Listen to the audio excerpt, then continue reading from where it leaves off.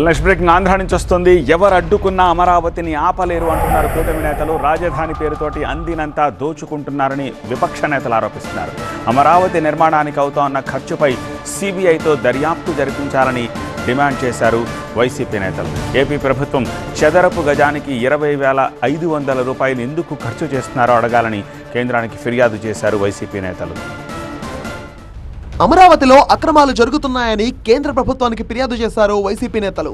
రాజధాని నిర్మాణం పేరుతో పెద్ద ఎత్తున టీడీపీ సర్కార్ దోచుకుంటోందని ఆరోపించారు YCP MP YV Subbareddy. TDP ప్రయోజనాలు కాపాడే రియల్ ఎస్టేట్ సంస్థలకు టెండర్లను కట్టబెడుతున్నారన్నారు. భూముల కేటాయింపులపై కూడా సమగ్ర దర్యాప్తు జరగాలి. కేంద్ర ప్రభుత్వ సంస్థలే 5,000 రూపాయల లోపే చదరపాడుకు నిర్మాణం ఖర్చు పెడుతుంటే రాష్ట్ర ప్రభుత్వం మాత్రం ఒక్క చదరపాడుకు 20,500 రూపాయలు ఖర్చు చేస్తుందన్నారు వైవి సుబ్బారెడ్డి. సెక్రటరియట్ నిర్మాణం ప్రపోజల్ పెట్టారు. తెలంగాణలో ఈ మధ్య కాలంలోనే సెక్రటరియట్ భవన్ నిర్మాణం చేశారు. సుమారుగా 10 లక్షల చిల్లర ఎస్ఎఫ్టీతో చేశారు.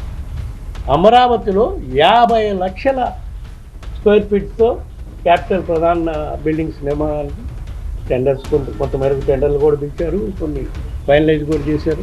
స్క్వేర్ ఫీట్ 20,500 రూపాయలకి కన్స్ట్రక్షన్ కాస్ట్. అందులో దీంట్లో ఇంక్లూడింగ్ ఈ మధ్యకాలంలో పిలిచిన గ్లాసు, క్లాడింగు అన్నీ కలిపి ఈ మధ్య కాలంలోనే కేంద్ర ప్రభుత్వం అమరావతి నగరంలో ఎక్కడైతే అమరావతి నగరం నిర్మాణం జరుగుతుందో అక్కడే సిపిడబ్ల్యూ వాళ్ళ ద్వారా కేంద్ర కార్యాలయాల నిర్మాణం కోసం, కేంద్ర కార్యాలయాల్లో పనిచేసే ఉద్యోగుల క్వార్టర్స్ నిర్మాణం కోసం పిలవటం జరిగింది. డబ్బులు కూడా శాంక్షన్ చేయడం జరిగింది.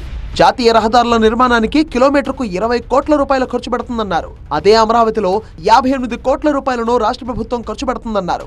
అమరావతి పేరుతో జరుగుతున్న లూటీ సిబిఐతో దర్యాప్తు జరిపించాలని కేంద్రానికి ఫిర్యాదు చేశారు వైసీపీ నేతలు. నేషనల్ హైవేస్ అథారిటీ వాళ్ళు రోడ్డు నిర్మాణం చేస్తే పర్ కిలోమీటర్కి 23 కోట్లు పడేది. దీని ప్రకారం సేమ్ అమరావతిలో రోడ్డు నిర్మాణానికి రాష్ట్ర ప్రభుత్వం 58 కోట్ల రూపాయలతో శాంక్షన్ చేస్తుంది. 58 కోట్ల రూపాయలు. నేషనల్ హైవేస్ నిర్మాణం కన్నా కూడా డబుల్ అమౌంట్ రాజధానిలో రహదారుల నిర్మాణానికి పే చేస్తుంది.